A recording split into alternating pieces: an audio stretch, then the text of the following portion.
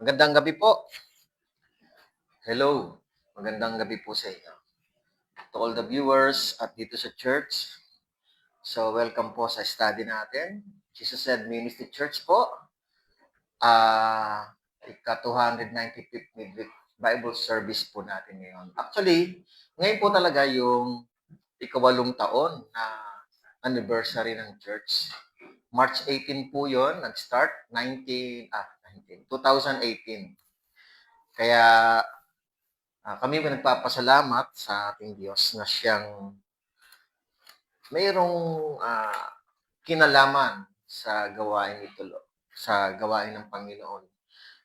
Kaya ito po, salamat. Una-una, nagpapasalamat kami sa Diyos na Ama na siyang may um, pahintulot na gawin po ang gawain ito. Ito po ay garahe lang po sa church dito po sa San Mateo, Ampiduan, sa Prater Village po.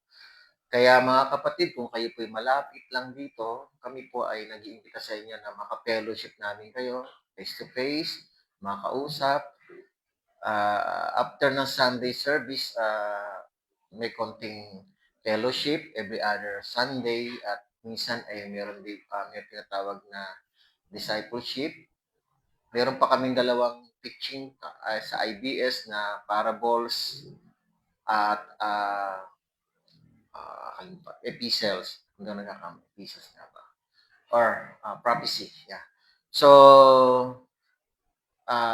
minsan po ay kapag nagkakaroon po kami ng study tungkol doon. So, we study the Bible. Ang aming sistema ay series po kami, inductive Bible study, expository preaching po. And then every Sunday po, last part po ng chapter 9. So, mahaba pang chapter 9. So, kung daw nagkakamali, ito po ay parang 10 verses na lang, wala pa. So, tutuloy po namin ito. I think 1, 2, 3, 4, 5, 6. So, 13. So, hanggang matapos po yung chapter 9. So, 3 sections po ito. So, napakaganda rin po ng study ng Lucas dahil si Luke po ay isang writer, isang doktor, isang disipulo rin ng Panginoon na nakikita namin yung kwento niya na very accurate po rin siya sa mga kinukwento niya, sa mga resources po na pinanggalingan ng kwento niya. So, sige po, ngayon naman po, Old Testament po kami, Book of Joshua. So, ang pacing action ng book ni Joshua ay very fast, mga kapatid, mabilis. So, in chapter 14, nag-start na po yung inheritance nila. And then, 14 hanggang chapter 20, bibigay po yung inheritance po nila sa mga lahi ni Israel. So, good evening. Ang title po, Inheritance Land for the Sons of Judah. Sige po, let's start with prayer. Diyos Ama, salamat po. Nataas po namin sa inyo, Ama, ang gawain ito. Nawa ay mapuspos po kami ng espiritu ng pangunawa mo. Kaalaman sa mga kwento at mga galaw at pananampalataya po ng mga taong nababanggit sa kasulatan, Panginoon. Sila po ay may mga halimbawang ipinakikita sa mga readers at sa mga nagbabasa ng Biblia. Is either ito po ba ay positive, nagtuturo tungkol sa pananampalataya, ang ginagawa nila ay nagiging encouragement sa amin, or ito po ba ay negative na bagay na hindi dapat tularan, na nagpapakita ito na ito ay hindi mo nagugustuhan. So, bawat kwento po ng buhay nila na may kaugnayan sa kanilang pananampalataya, sa pagtupad at sa pagtalikod sa inyo ay nagbibigay po ng kaalaman sa amin. Nawa, matuto po kami at makita namin ang aming sarili sa mga aral na ito, Panginoon. Tinataas po namin ang lahat, Ama. In Jesus' name we pray. Amen. So, chapter 15 po tayo. So, hindi ko na po isa-summarize yung last week. So, ang last week po kasi ay parang karugtong po ito ngayon. kwento tungkol kay Caleb. Nag-ask po si Caleb ng kanyang inheritance, ipinangako ni Lord kay Moses para sa kanya. So after ng 45 years, ipinaalala niya po ito. Buhay pa ho siya at siya ay isa sa mga nakarating sa Promised Land kasama si Joshua. Ipinaalala niya po ito kay Joshua na siyang humalili kay Moses. So, ang title po ng teaching natin ay, sa ngayon naman, chapter 15 ay Inheritance, the land for the sons of Judah. So, si Judah po ay ikatlong anak, o no, kaapat na anak ni Jacob. Kung tutusin po mga kapatid, na kay Judah na po yung tinatawag na rights o tinatawag na birth rights, mga kapatid. Pag binasa po natin yung kwento sa Genesis pa lang nagkaroon ng problema. Ang panganay po ay si Ruben, ang pangalawa po ay si Simeon, pangatlo ay si Levi, pang-apat si Judah. So sila po ay anak ni Leah kay Jacob.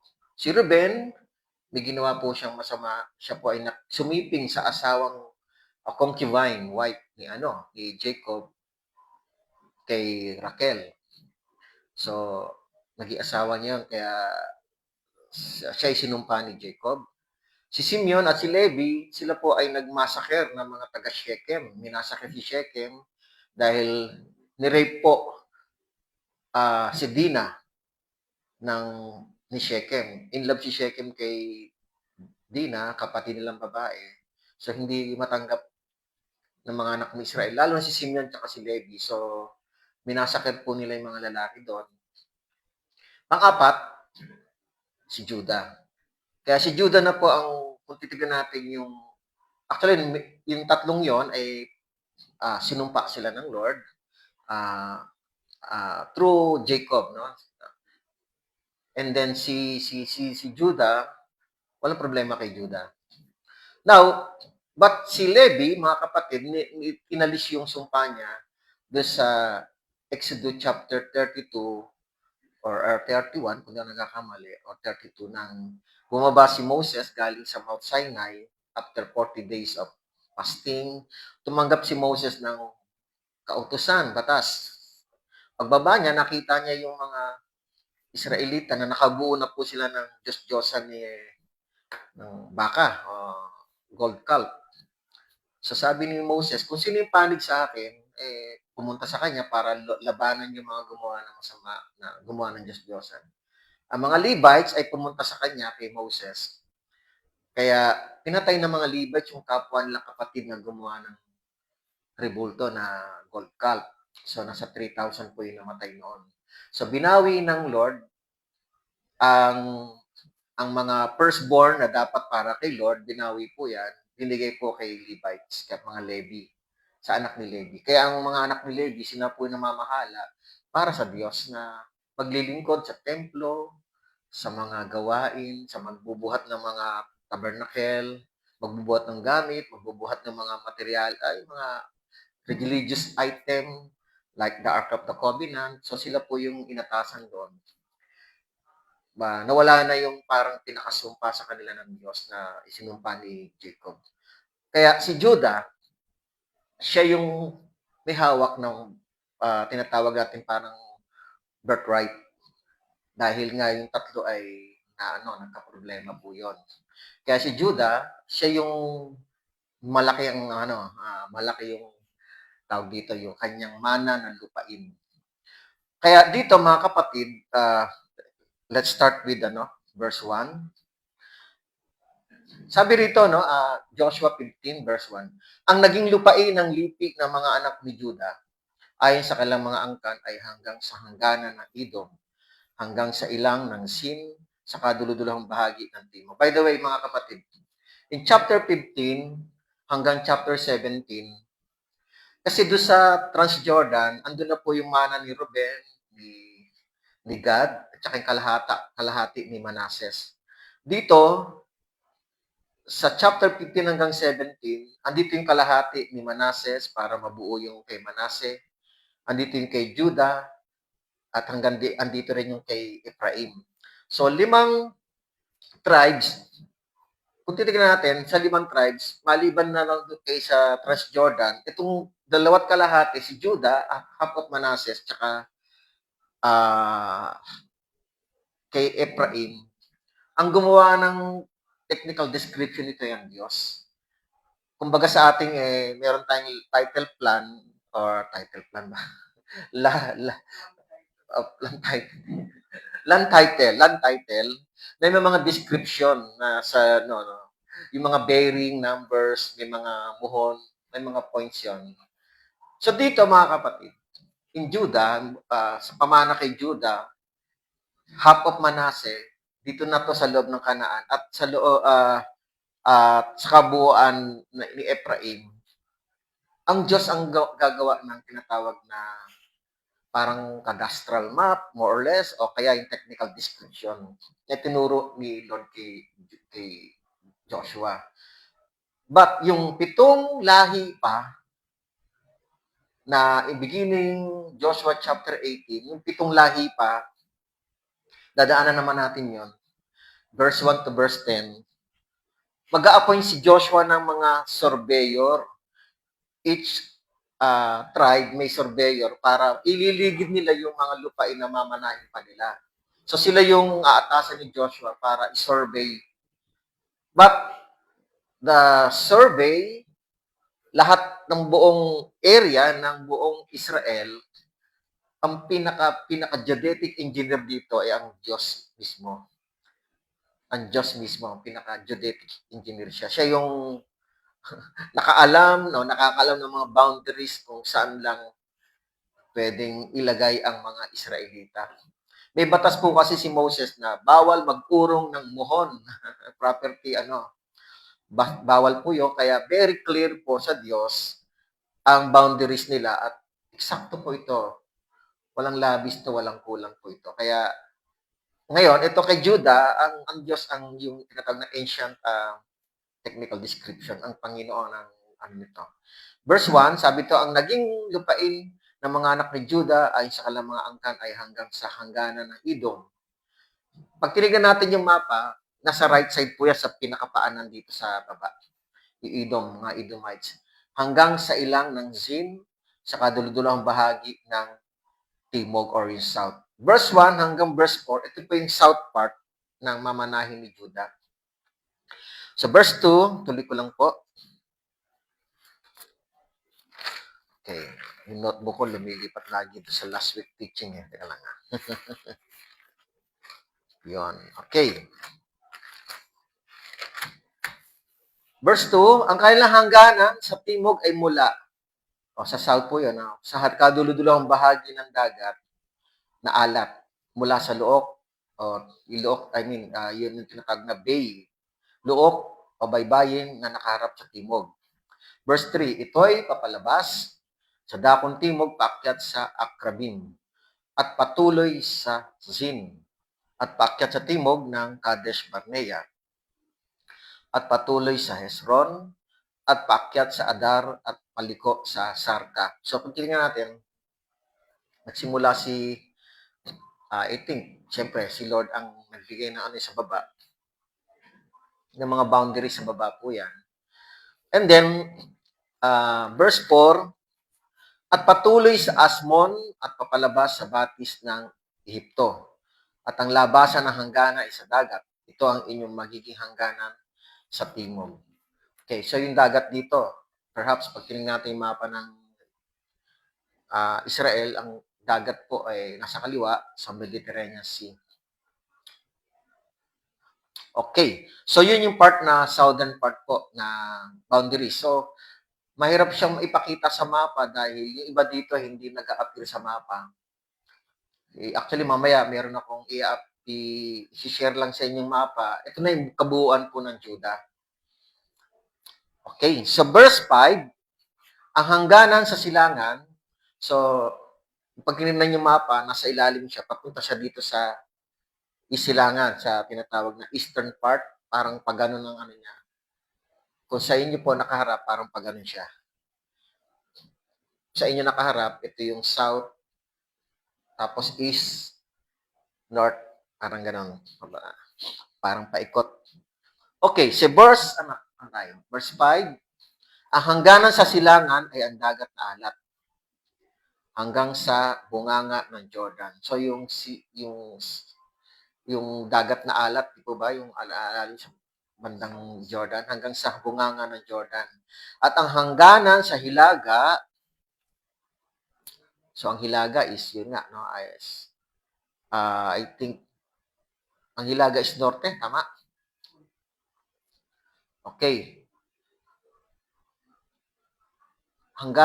At ang hangganan sa hilaga ay mula sa luok o bay ng dagat na nasa bunganga ng Jordan. So verse 6, at paakyat hanggang sa Bet Hogla at patuloy sa hilaga ng Bet Araba.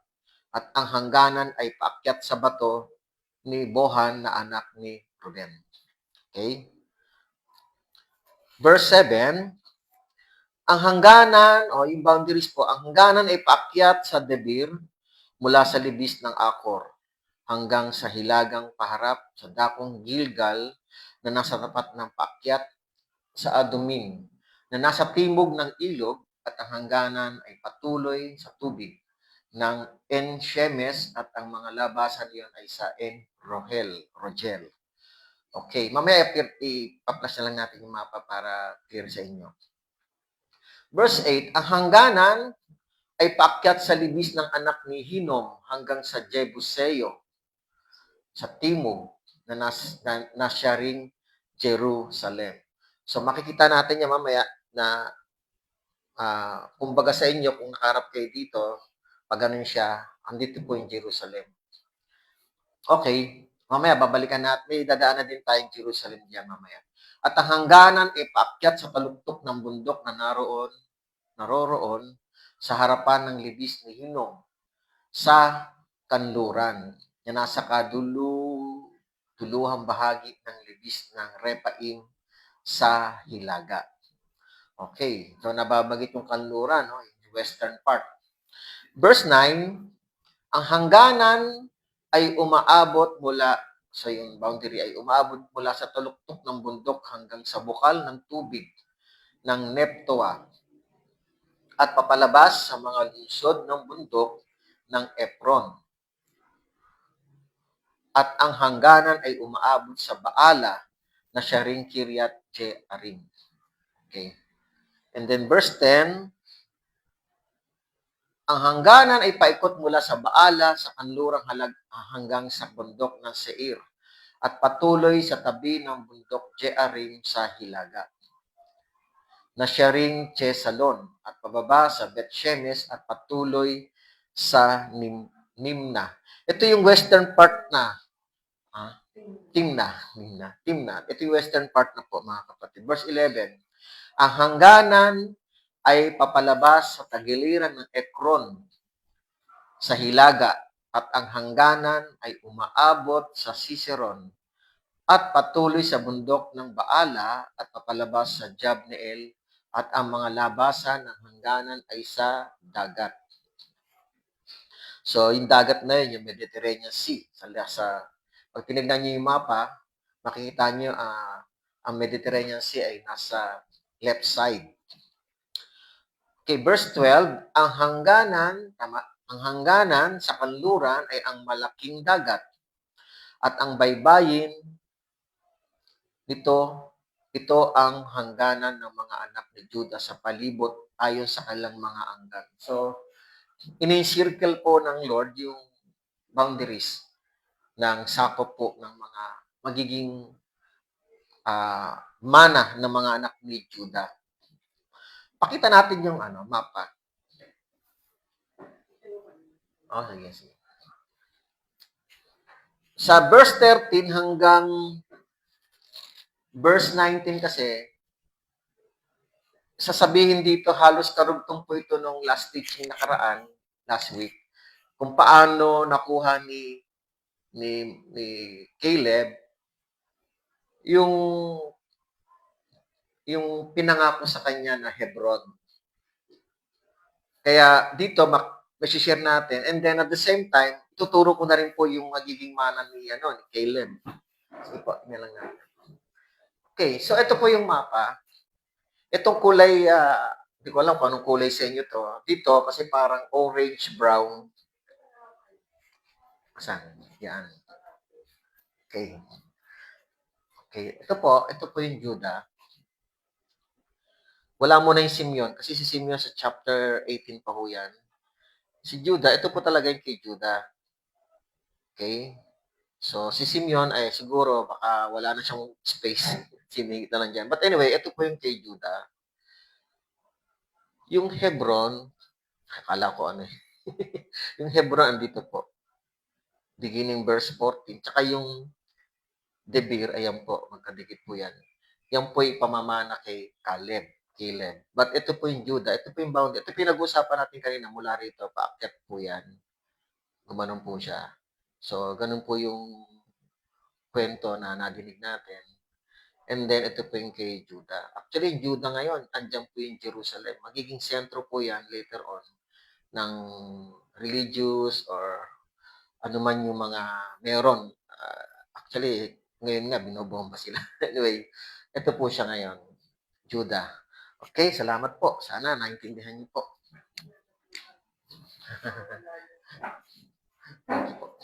Okay, so verse 13, tinuro ko na rin po yun. No? Bandang, malapit po yun. Actually, 24 kilometers south of Jerusalem yung mamanahin ni Caleb. Verse 13, ito'y parang karugtong ng nakaraan. Joshua 14, verse 6 to 15. Okay, ito po yung parang detalye na kung paano niya makukuha ito. Verse 13, ang sabi po dito, ayon sa kautusan ng Panginoon kay Josue, nagbigay siya kay Caleb ng anak. Okay. Nagbigay siya kay Caleb na anak ni Jepon ng isang bahagi sa gitna ng mga anak ni Judah. Sa makatuwid ay ang Kiryat Arba na siya ring Hebron. Si Arba ay naging ama ni Anak. So ito yung ibinibigay niya. Pagdating sa tinatawag na Anak, sa Tagalog anak, mga reptilim ba ito? Mga higante po ito. Ito yung hinihingi niya 45 years ago, mga kapatid. Hindi naman hinihingi. Ito na yung nakita ni Joshua kasi ni Caleb ito. Kasama siya sa nag-spy 45 years ago. Nakita niya ito na malalaki. Pero sabi nga ni Caleb, lusubin na natin. Ganon katapang to si Caleb 45 years ago. Hinihingi niya ito, mga kapatid. Hinihingi niya ito. At ito yung ipinangako ni Moses. Okay? So, ito yung Hebron. Kiryat Arba. By the way, ang Kiryat Arba ay, kung tawagin ay City of Or, mga kapatid. Or City of Arba. Verse 14. Pinalayas ni Caleb mula roon ang tatlong mga anak na lalaki ni Anak, sina Sesay, Ahiman, at Talmai, na mga anak ni Anak. So, malalaki po ito. Mga higante po ito. Mga giant po ito, mga kapatid. So, dito nakikilala si Caleb. No? Tingnan natin, mga kapatid, kung titingnan natin, kaya kung bakit ko binanggit na giant ito, tingnan natin yung reports ng mga espiya na kasama nila nag-report kay Moses. Yung 10 espiya, 45 years ago ulit. Balikan natin to kasi last week, alam ko, binalikan natin to. Para mas malaman natin kung gaano kalalaki ito. Bilang chapter 13, verse 32 to 33. Kaya sila nagdala ng masamang balita tungkol sa lupain kanilang siniyasat sa mga anak ni Israel. Ito po 45 years ago, mga kapatid, na sinasabi ang lupain na aming pinaroonan upang ilihim na siyasatin ay isang lupain na nilalamon ang mga naninirahan doon, sabi. At lahat ng tao na amin nakita roon ay malalaking tao. At nakita namin doon ang mga Nephilim pala, ang mga anak ni Anak. Na mula sa mga Nephilim, ibig sabihin, pag sinabing anak ni Anak, mula sa lahi ni Nephilim, ang ibig sabihin, mga higante po sila. At kami sa aming sariling paningin ay naging parang mga tipaklong at gayon din kami sa kanilang paningin. Okay. So, after 45 years, at the present time na pinag-aaralan natin ito, chapter 15, hiningi ito ni Caleb. Itong lugar na ito, hindi siya natakot. Actually, na-share ko na po last week. Puro giants po ito. Hindi siya natakot. And then, according dito sa sinasabi natin, sa verse 14, pinalayas ni Caleb mula roon ng 3 mga anak. Okay? Pakibalik na sali sa Joshua. Pinalayas means, in New King James, is drove out the 3 sons of Anak. So, hindi po ito lang na pinaalis o lumayas kayo dito, aming to. Walang ganon. The specific act of drove out is killed. Kailangan patayin. Killed by Caleb.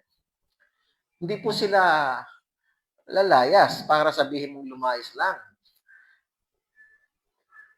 In Hebrew Bible, ang ibig sabihin nito is talagang, papatayin. Mga warrior po ito, mga kapatid. Hindi sila aalis para pakiusapan. Hindi po. Wala pong ganun mangyayari. Kailangan pong ipaglaban ang teritoryong ipinapangako sa iyo ng Diyos. Kailangan makuha mo ang mga teritoryong ipinangako sa iyo ng Diyos. So, hindi po natakot si Caleb. So, the faith, brave heart, determination, and the strong spirit of Caleb to claim the promise of God, yun ang naging dahilan. Yun ang nagpatapang kay Caleb 45 years ago. And then, 45 years ago, ito po kasi nakita ng Diyos kay Caleb. Book of Numbers 14:24 in New King James. But my servant Caleb, sabi ng Diyos, he has a different, spirit, because he has a different spirit. So, namangha ang Diyos sa kanya. Spirit in him, and has followed me fully. And I will bring into the land where he went, and his descendants shall inherit it. So, pinangakuan na siya. And I will bring into the land where he went. Yung sinasabi ni Caleb na lusubin na natin yan, yun, ibibigay ni Lord sa kanya yun. Dahil nakita ng Diyos, yung mga higante, parang lang, nanliliit lang kay Caleb. Samantalang yung 10 espiya, nanliliit sila sa mga higante. Samantalang si Caleb at si Joshua ay nililiit lang yung mga higante. So, sometimes yung faith natin is, how do you, face the giant. Sometimes, ganun ang mga termino ng mga teaching ngayon, mga title pa ngayon, how to face your giant, problem, doon na, pinapasok na po yung problem, sufferings. So, kasi nga, kaya mo yan kung meron kang different spirit na iiba. Ibig sabihin, ibang spirito. Yun ay meron si Caleb. Okay, verse 15. Siya'y umakyat. So, tinaboy niya. So, siyempre, usually, pinapatay po. Siya'y umakyat mula roon, si Caleb, laban sa mga taga-Debir. So, ibig sabihin, no, nataboy niya na, nasakop niya na po ito, umakyat pa po siya sa Debir. Hindi ako sure kung nabanggit yan ni Lord na yung Debir kasama sa mga mamanahin. But umakyat pa po siya, siguro kasama po yon. Lumaban din po siya doon. Ang pangalan ng Debir ng una ay Kiryat Sefer. Kiryat Sefer. Ang tawag sa Kiryat Sefer, is City of Seper, or translate to City of the Book. City of the Book, or Book Town. Siguro maraming aklat dito. In Hebrew po, yon, in Hebrew. Pati ito ay nilabanan ni Caleb, yung itong mga taga-Debir. Verse 16, at sinabi ni Caleb, ang sino man makatalo sa Kiriath Sefer at sakupin ito, sa kanya ay ibibigay ko bilang asawa si Aksa na aking anak na babae. Para makumpleto po na masakop po yung Debir, mga kapatid. Dating Kiriath Sefer. So, naisip po ni Caleb na siguro sa edad niya, kaya niya naman lumaban, kaya lang mataas po ito eh. But kaya naman niya lumaban, pero para mabigyan siguro ni Caleb ng participation yung mga anak-anak niya, o kaya mga lahing bibigay niya, kasi wala po nabanggit na anak siyang lalaki, no? Pero hindi ako sure kung sa iba, but ito'y babae. Sabi niya, no, bibigay ang kanyang anak na babae. So, ang babae naman ay hindi lumalaban sa gera. So, dahil si Caleb, kung meron siyang anak na lalaki, perhaps, katulong niyang lumaban po para kubkubin yung property o na pinamana sa kanila. But, good idea rin naman, no, para hindi niya napuntahan ito. Kung sino, kasi na kay Caleb ang authority, kukunin niya ito, pero para makumpleto na makuha po iyon, baka meron pa natitirang kalaban, para i-award po ito, sabi niya, kung sino yung lalaban dito, sasakupin po ito, ibibigay yung kanya anak na babae, si Sefer, o si Sefer, si Aksa. And then verse 17, sinakop ito ni Othniel na anak ni Kenas, na kapatid ni Caleb, at ibinigay niya sa kanya bilang asawa si Aksa, na kanya anak na babae. Okay. So, merong nangahas na lalaki na gustong, hindi lang maliwanag kung gusto si yung anak ni Caleb o gusto yung property, manahin. But maganda po yung reward. And then verse 18, tuloy lang natin. Nang si Aksa ay dumating sa kanyang hinimok siya na humingi sa kanyang ama ng isang parang. At siya bumaba sa kanyang asno at sinabi ni Caleb sa kanya, anong ibig mo? So actually, yung napangasawa, si Othniel, actually dalawa yung reward niya eh. Yung lupa, tsaka asawa. Di ba? Pero yung lalaki, si Othniel, sa pamamagitan ng anak ni Caleb, nag-request na humingi ng parang. Okay. By the way, kasi ang Kiriath Sefer, itong lugar na Debir, ang conditional ng lupa na ito ay dry, parched land, and hills. At situated ito sa mountain. So, humingi siya ng parang, ano ho ba yung parang na yun? Yung field. Doon sa field na hinihingi niya, I believe, ito nga po yung verse 19, tuloy lang natin. At kanya sinabi, bigyan mo ako ng handog. Sabi dito nung request ng anak. Yamang inilagay mo ako sa lupain ng Negev, ay bigyan mo rin ako ng mga bukal ng tubig. So, yun ang hinihingi niya, no? Dahil nga yung lugar na iyon ay dry. Kung magtataniman sila, kasi nga hirap din naman talaga ang Israel. Actually, ang Israel po talaga, umaasa lang po sila sa lalo ng Jerusalem, umaasa lang po sila sa ulan kapag may mga pananim. Kasi po mahirap pong puntahan po yung lupa nila ng spring, pero kailangan may spring. So, ito yung sinasabi rito na mahirap silang magkaroon ng tubig, baga. Bigyan mo ako ng handog niya, inilagay mo ako sa lupain ng Negev, at bigyan mo rin ako ng mga bukal ng tubig. At ibinigay ni Caleb sa kanya ang bukal sa itaas at ang bukal sa ibaba. So, yung tubig. Kasi nga, yung lupang namana po nila ay medyo tuyo. at kailangan talaga ng tubig. Kasi doon sila maninirahan, doon na sila magtatanim, doon sila mamumuhay, mga kapatid. So, yun ang request ni Aska, dahil request po yun ng kanyang husband na si Othniel, and then, binigay naman, mga kapatid. Aksa? Ano ba? Ano na? Aska. Sorry. Aksa. Okay, okay. So, anyway, mga kapatid, dito nagsimula yung ganitong kultura, no, na ang reward ay mapapangasawa ang anak na babae. For example, si King Saul, no? Ganito ang nangyari in 1 Samuel 18:17 to 30, nang inalok niya yung kanyang anak para kung sino man makakatalo kay Goliath, again, giant na naman, kalaban, ibibigay po yung anak ni Saul. Actually, ang ibinigay po ay yung pangalawa. Kasi yun ang nagmamahal po kay David po yun. In ancient Israelite culture, ito po yun, offering a daughter is in marriage as a reward for significant military victory was an accepted tradition acting as a high-stakes marriage alliance to secure loyalty and reward bravery.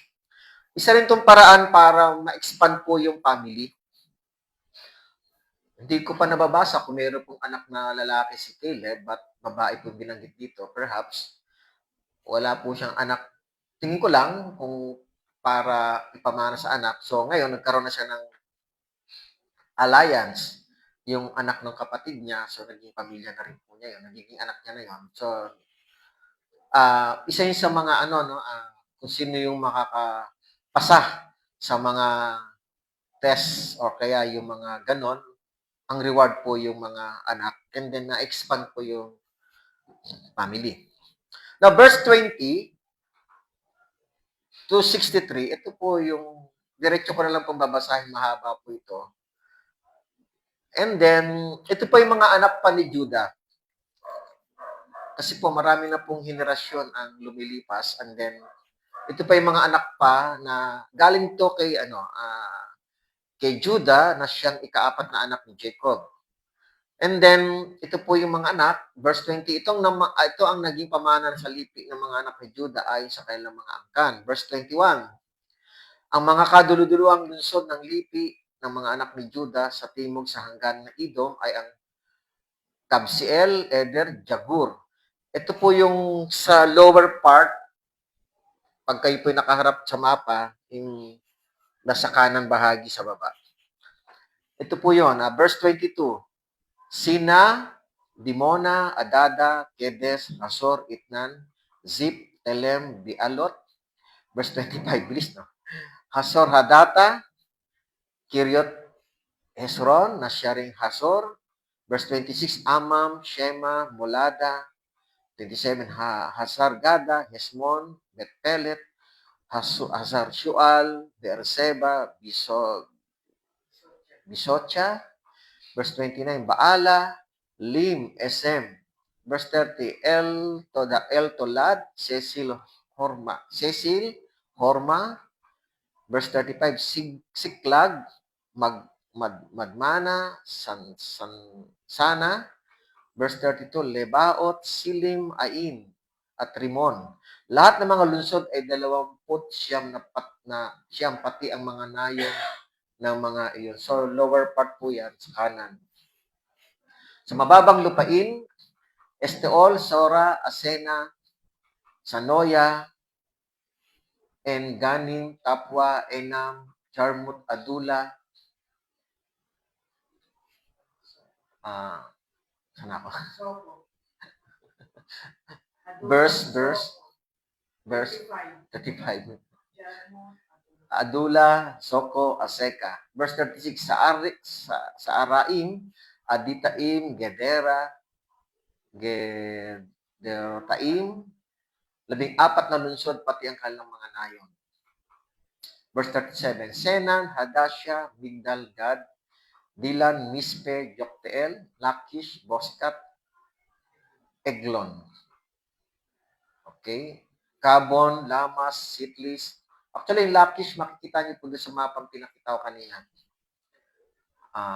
Gabon, Lama, Sitlis, Gederot, Bedagon, Naama, at Makeda. 16 na bayan at kanilang mga nayon. Yung Lakish, sa ibang mapa pula yata. Sa ibang mapa. Verse anong tayo? 42. Libna, Eter, Asan. 43, Jipta, Asna, Nesib. 44, Kaila, Aksib, at Maresya. Siyam na lungsod at ang kanilang mga nayon. Verse 45, Ekron at ang kanyang mga bayan at mga nayon. Verse 46, mula sa Ekron hanggang sa dagat. Lahat na nasa gilid ng Asdod at ang kanilang mga nayon. Asdod at ang kanyang mga bayan at mga nayon. Gaza at ang kanyang mga bayan at mga nayon. So ito yung part na, kung makita nyo yung Gaza, yung pa rin yung Gaza ngayon na ginera po ng Israel. Last year po ba yon? Na may dinukot na Israelita na sa Gaza, di po ba? 2 years ago, maybe. So yun na pag tinignan nyo sa mapa, nasa kanang bahagi, baybayin dagat po. At ang kanyang mga bayan at mga nayon hanggang sa batis ng Ehipto at ang malaking dagat at ang kanyang baybayin. Malaking dagat, Mediterranean Sea. Verse 48. Sa lupaing maburol, Samir, Jatir, Soko. Verse 49. Dana, Kiryat Sana, na siyang Debir. Verse 50. Anab, Estimoa, Anim. Verse 55. Goshen, Holon, 51 pala. At Gilo, 11 lungsod at ang kanilang mga nayon. Verse 52. Arab, Duma, Esyan, Janum, Betapua, Apeka. Actually, mga 9 po ito ng mga anak ni Judah. Verse 55, 54. Humta, Kiryat Arba, na siyang Hebron. Okay, yun. Yun, nakuha po yun, namana po ni Caleb. At si Or, siyam na lungsod at ang kanilang mga nayon. Maon, Carmel, Zip, Juta, Jezreel, Jokdeam, Zanoa. Verse 57, Cain, Gibea, at Timna. 10 lungsod at ang kanilang mga nayon. Verse 58, Halhul, Betsur, at Gedor. Verse 59, Maarat, Bet-Anot, at El-Tekon. 6 na lungsod at ang kanilang mga nayon. Verse 60, Kiryat Baal, na siyang Kiryat Jearim, at Raba, 2 lungsod at ang kanilang mga nayon. Okay? Sa ilang, verse 61, Bet Araba, Midian, Sekaka. Midim. Verse 62, Nibsan at ang bayan ng Asim at En-Gedi. 6 na lungsod ang kanilang mga nayon. Verse 63, ngunit ang mga Jebuseo na naninirahan sa Jerusalem ay hindi napalayas ng mga anak ni Judah. Kaya't ang mga Jebuseo ay naninirahan kasama ng mga anak ni Judah sa Jerusalem hanggang sa araw na ito. Yun lang, mga kapatid. Halos lahat ay ibinigay sa kanila na actually si Caleb, hindi si Caleb, kundi si Joshua po, kasama mga Israelita. Sila rin, mga warriors na lumaban, ay sila ay nakipaglaban po dito para makuha po yung mga bayan ng Judah. And then, naging specific lang si Caleb para makuha niya yung eksaktong lugar para sa kanya. And then, nakita niya na kailangan pang paalisin ang mga anak ni Enak, mga Nephilim. But the rest, malinaw na si Joshua kasama ang mga ibang mga warrior na anak ni Israel ang lumaban dito sa lugar na ito para makuha po ng anak ni Judah. But may natira po. Bagamat sa Joshua 10 verse 1 to 5, mga kapatid, ang hari ng Jebus, ito po yung mga anak ni Jebus, kung tawagin ay Jebuseo o Jebusites, ang hari nila in Joshua 10 verse 1 to 5 ay si Adonisedek. Pinatay na po ito ni Joshua. Kaya lang, natitira po yung mga anak-anak. Wala na pong hari ito. Wala na po silang hari, pero bakit po sila nananatiling buhay sa mga panahon na ito? na hanggang sa mga panahon na yon, sabi ni Joshua, si Joshua ang author nitong Book of Joshua, ay nananatiling buhay.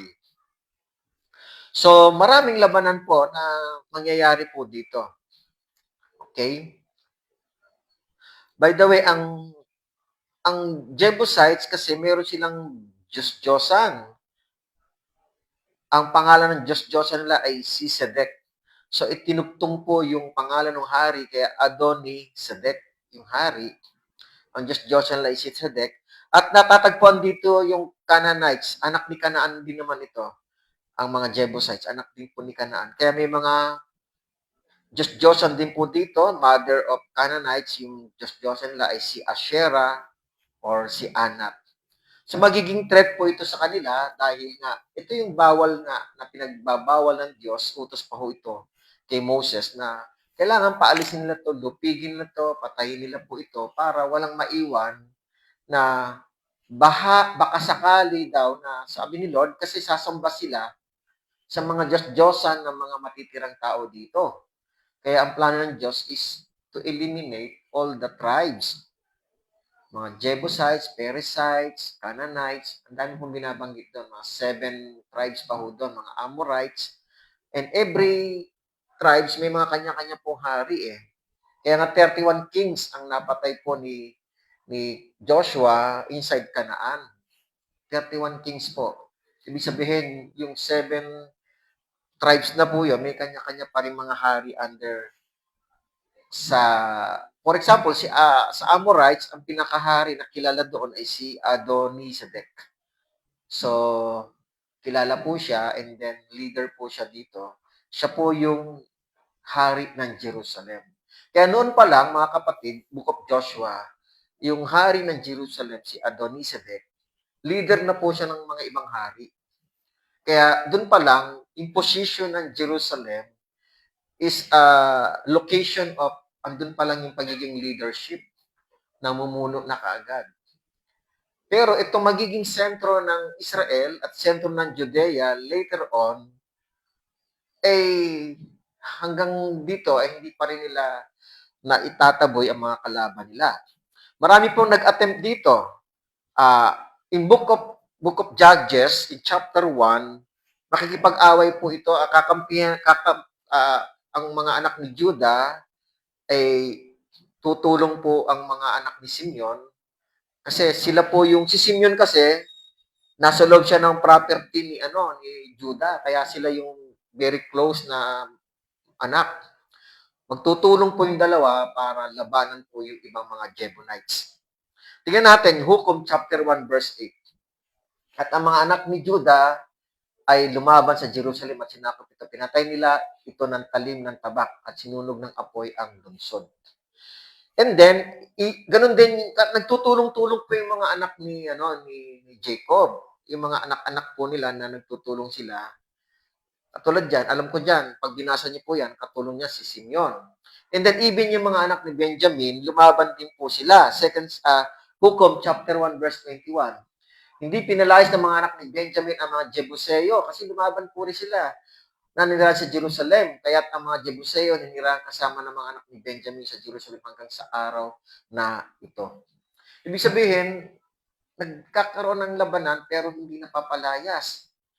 So, yun ang nagiging problema na which is wala talagang nakakaalis. Kaya mga kapatid, ito po yung naging threat po in Book of Judges. After ng Book of Joshua, malalaman natin sa Book of Judges. Nagiging kalaban nila po ito kasi hindi dahil sa tribes lang, kundi even si Lord, nakikita ni Lord na yung iba ay sumasamba sa Diyos-Diyosan ng mga taong ito. Kasi halos lahat ng mga tribes na nandito, may mga kalaban pang natitira. Kung di ako nagkakamali, si Caleb po talaga ang bago talaga niya kinuha ang lupain, talagang pinatay niya muna itong mga anak ni Anak. But the rest, tumitira sila kasama yung mga ibang lahi.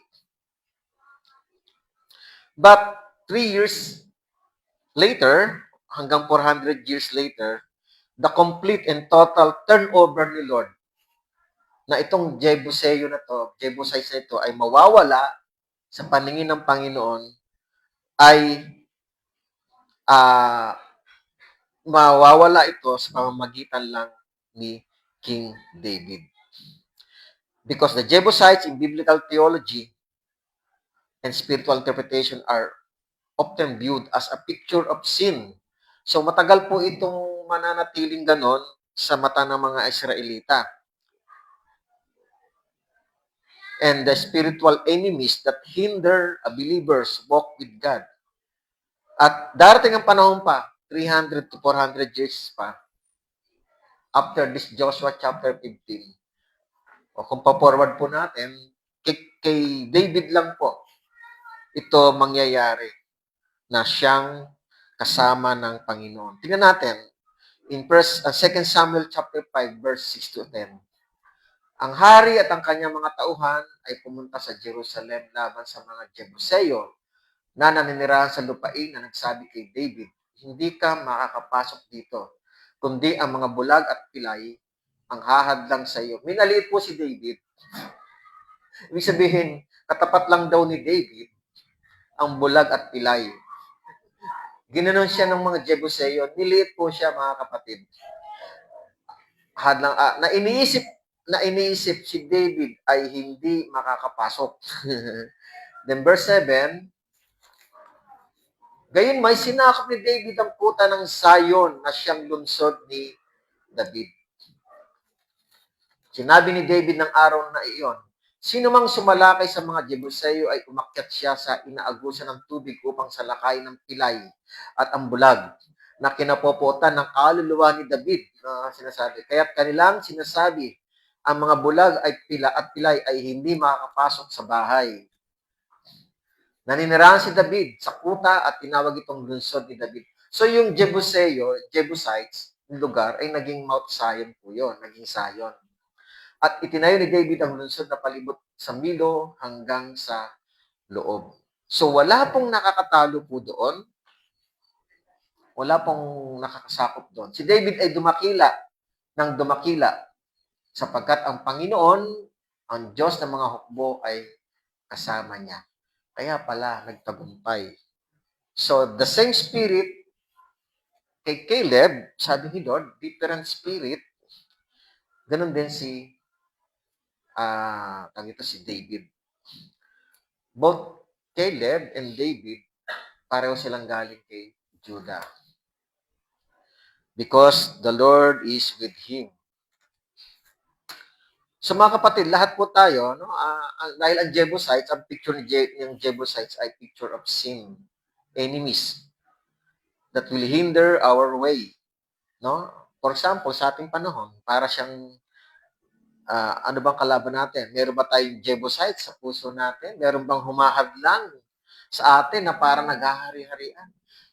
Nakapwesto po ang mga Jebusites ng panahon na ito sa Book of Joshua sa sentro ng Judah, sa sentro ng Israel.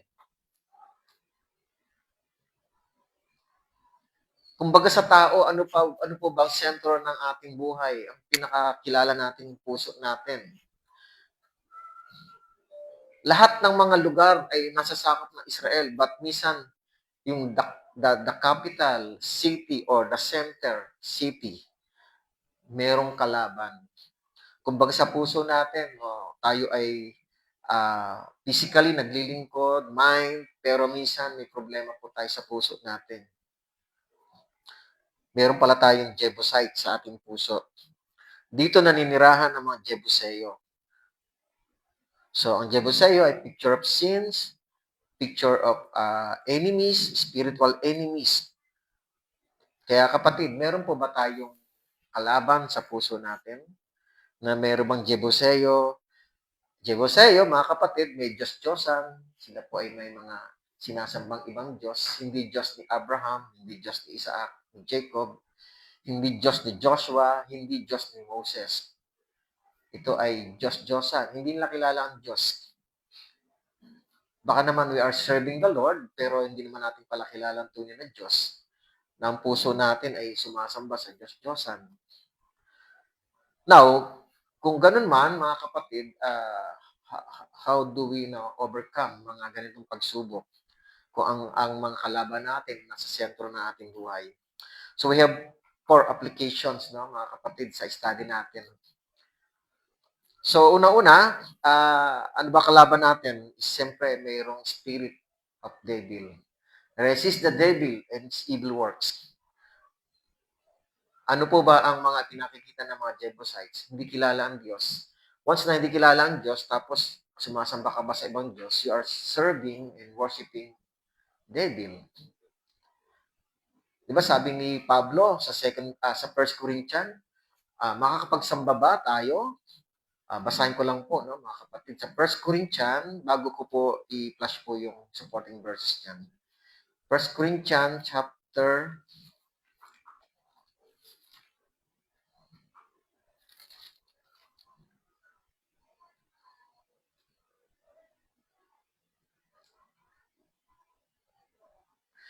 10, verse 20 or 19 muna. Kung gayon, ang aking sinasabi, verse 18 muna. Tingnan ninyo, ang bayang Israel, hindi ba't ang mga kumakain ng mga handog ay kabahagi sa dambana? Verse 19. Ano kung gayon ang aking sinasabi, ng handog sa mga Diyos-Diyosan ay may kabuluhan? O ang Diyos-Diyosan ay may kabuluhan? Verse 20, hindi. Sinasabi ko na ang mga bagay na inandog ng mga pagano, like Jebusites, pagano, ay kanilang inandog sa mga demonyo at hindi sa Diyos, at di ko ibig na kayo maging kasama ng mga demonyo. Verse 21, hindi ninyo maiinuman ang kopa ng Panginoon at ang kopa ng mga demonyo. Kayo'y hindi maaaring makisalo sa mesa ng Panginoon at sa mesa ng mga demonyo. O atin bang papanibuguin ang Panginoon? Tayo ba higit na malakas kaysa Kanya? So 1 Corinthians 10, 18 to 22. So mga kapatid, hindi natin pwedeng paglingkuran ang Diyos at may kasamang Diyos-Diyosan. So dalawang Diyos yun, tunay na Diyos at Diyos-Diyosan. We cannot serve parang two master at the same time. No? Two master. Ibig sabihin, kung may Diyos ka, ang Diyos mo ay si Diyos ni Abraham, Isaac, yes. Tapos meron ka pa rin ibang Diyos. Andiyan na yung pera. Anyway, maraming Diyos-Diyosan. Sexual, ano pa ba? Basta sumasamba ka sa hindi Diyos at lamang na lamang ito, andito na yung focus mo, yun ay nagiging Diyos-Diyosan. So, ano sabi ni James? Santiago 3, 7 to 8. Santiago 3, 7 to 8. Sabagat ang bawat uri ng mga hayop at mga Santiago 3, 7 to 8. Tama ba ako?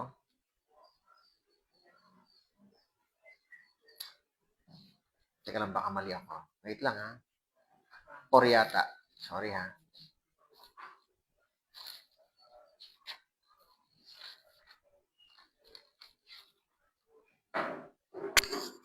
Sorry po.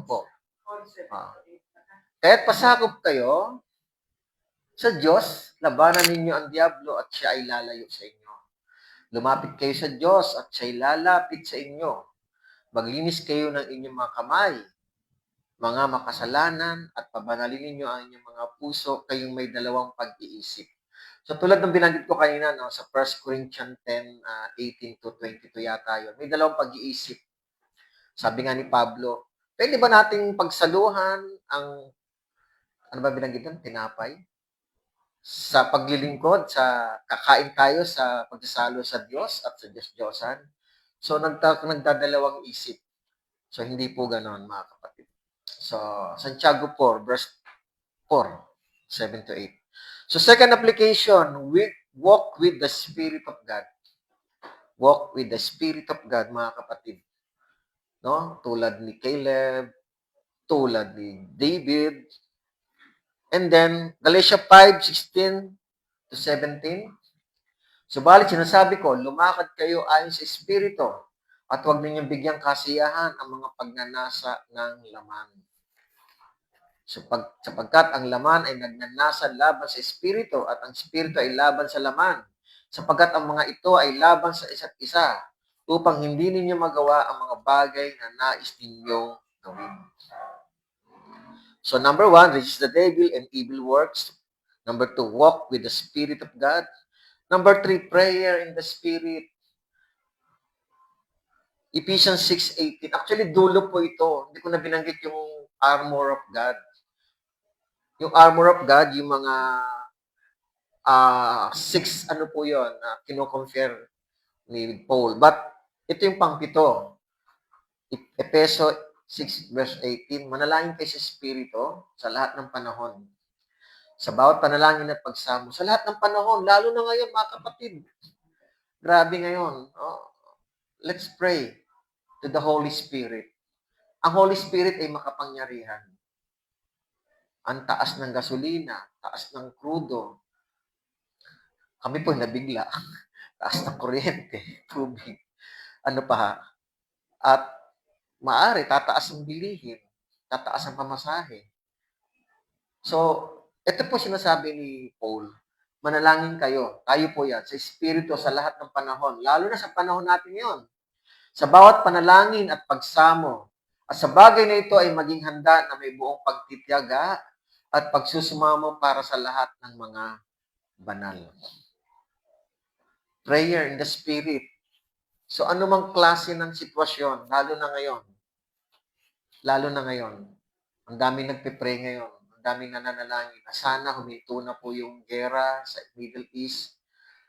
Oh, hallelujah. Nadadamay po tayo pong mahihirap na bansa.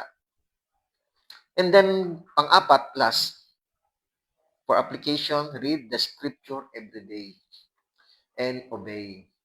Mga kapatid, kung prayer lang kulang, walk with the Spirit kulang, resist the devil kulang, kailangan magkaroon tayo ng knowledge, wisdom from the Bible. Ang salita ng Panginoon, nandito na po mga kapatid, nakarehistro na.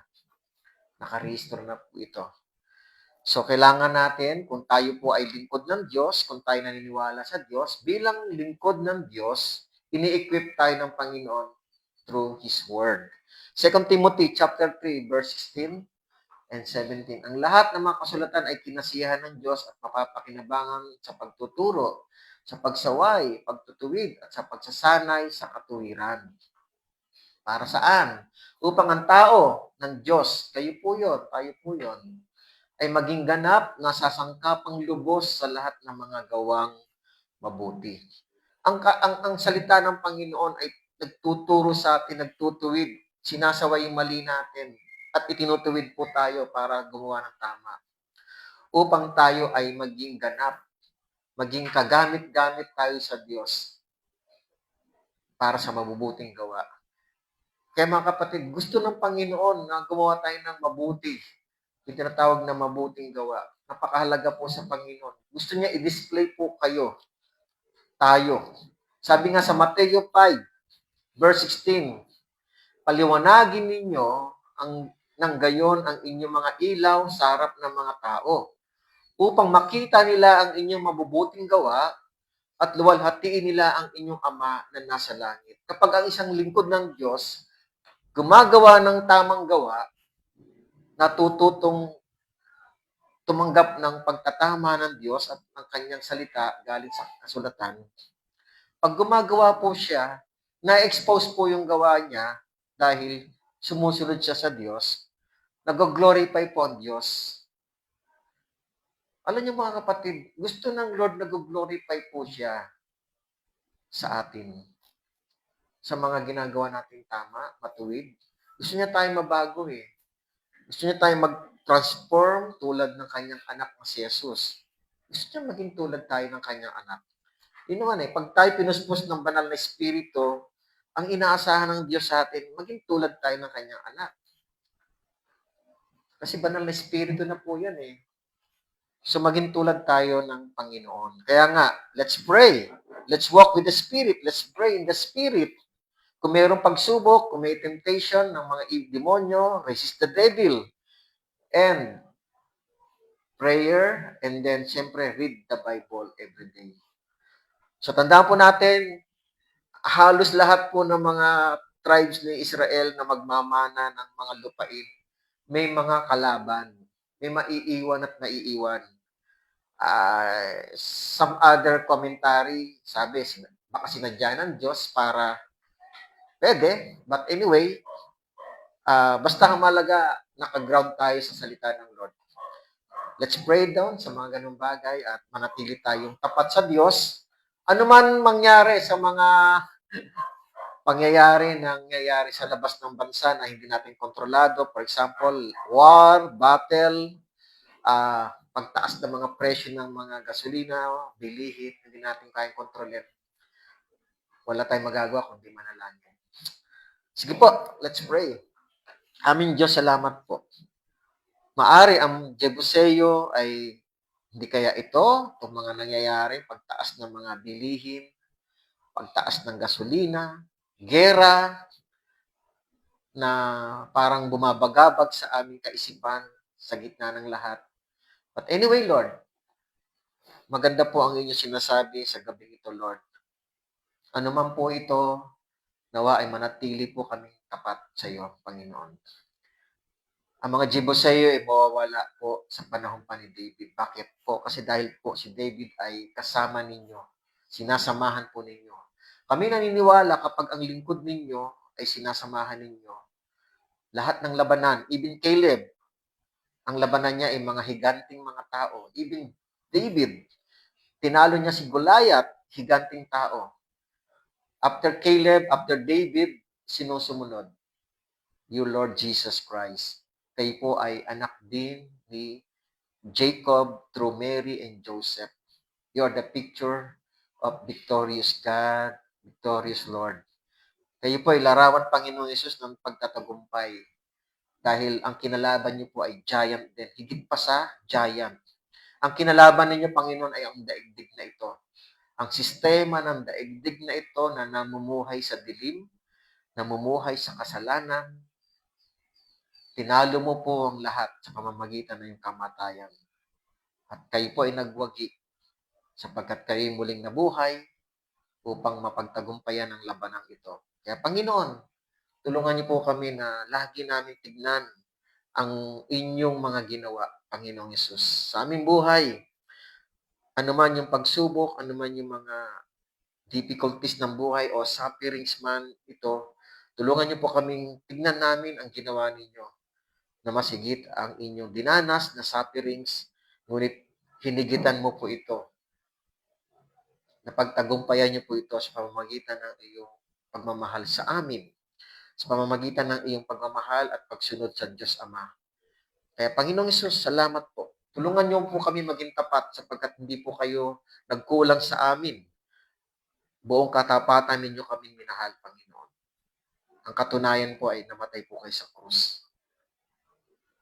Napakalaking ebidensya ng pag-ibig mo sa amin, Panginoon, at pagtupad mo sa kalooban ng Diyos Ama.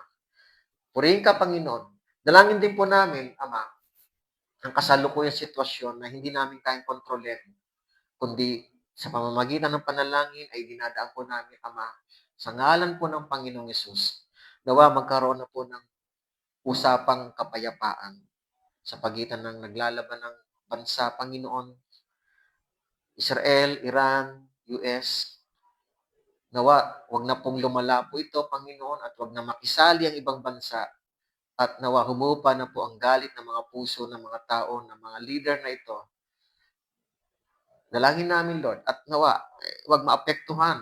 Bagamat nararamdaman namin ng epekto, but nawa, wag na pong lumala ang masamang epekto nito at kundi magkaroon na po ng tigil putukan, Panginoon.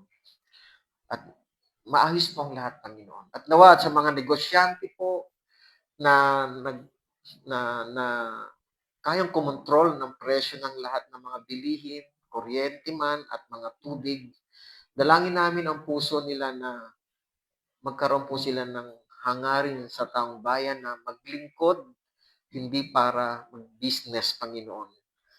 Serbisyo po, hindi para kumita. Serbisyo po para pakita ang pagmamahal. Panginoon, dalangin namin sa panahong krisis na ito, nawa ay makita namin ang serbisyo ng gobyerno, na patuloy na maging tapat sa taong bayan na nangangailangan ng tulong, Panginoon. Dalangin namin na ang pamamahala ng mga namumuno sa aming bansa ay patuloy, Lord, ninyong hubogin ang puso at kaisipan na ipagkaloob ang katapatan sa bayan at sa inyo, Panginoon.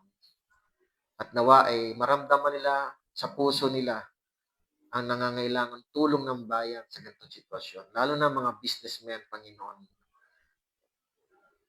na ipakita nila ang serbisyong ito ay talagang totoo na paglilingkod mula sa puso nila, Panginoon.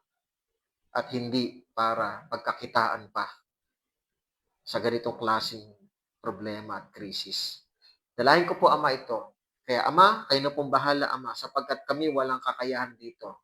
Ngunit naniniwala kami, Ama, sa ngalan ng Panginoong Yesus din, kayo po ay may kapangyarihang kumontrol ng lahat. May kapangyarihan kayong magpabago ng lahat ng isip, puso, at sitwasyon. Kaya, Panginoon, kami po ay nagtitiwala sa inyo, Ama. Maraming salamat, aming Diyos. At sa mga viewers na patuloy na nanonood, nananalangin din kami sa inyo na kayo'y pagalingin ng aming Diyos o na ating Diyos, kahabagan, patuloy kayong pagpalain sa inyong mga pangangailangan. Dahil ang Diyos ay mapagpalang Diyos at tunay na hindi nakakalimot sa mga taong hindi rin lumilimot sa Kanya at patuloy na dumudulog sa Kanya. Maraming pong salamat, aming Diyos. At nawa, Lord, ay patuloy mo i-bless din po ang schedule ng kapatid ko, Lord, sa pagbalik niya sa work at saka yung resulta ng kanyang medical, Lord. Salamat po, Panginoon, at continue to bless si Mami, no? Palakasin niyo po ang aking biyanan. Dalangin ko rin po ang aking nanay, patuloy mo rin siyang palakasin, Panginoon. Itong mga mahal namin sa buhay, Panginoon. Muli, maraming salamat sa biyayang ito, Lord, at to all the viewers. Nawa ay kayo hipuin ng Diyos sa inyong sitwasyon. Makalaya sa mga depression, suffering, anxiety, at pagalingin ng ating Diyos, Ama. Sa ngalan ni Jesus, Amen and Amen. Maraming po salamat. God bless you all po.